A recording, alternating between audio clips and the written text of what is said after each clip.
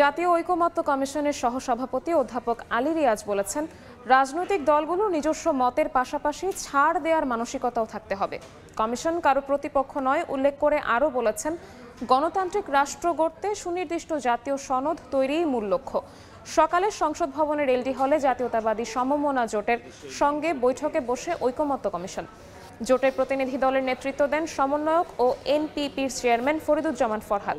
তিনি বলেন, সংস্কার সংক্রান্ত অনেক সুপারিশের সঙ্গেই তার জোট একমত নয়, তবে আলোচনার মাধ্যমে সুপারিশ নিয়ে চূড়ান্ত মতামত দেওয়া সম্ভব হবে।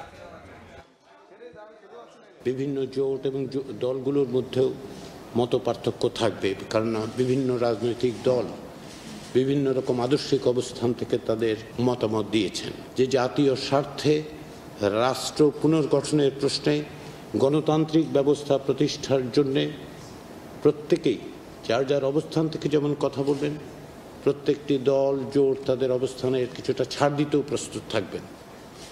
তার কারণ হচ্ছে যে আমরা সকলে মিলে একটি গণতান্ত্রিক রাষ্ট্র পুনর্গঠনের জন্য, একটি গণতান্ত্রিক রাষ্ট্র বিনির্মাণের জন্য সকলে এখানে সমবেত হয়েছি।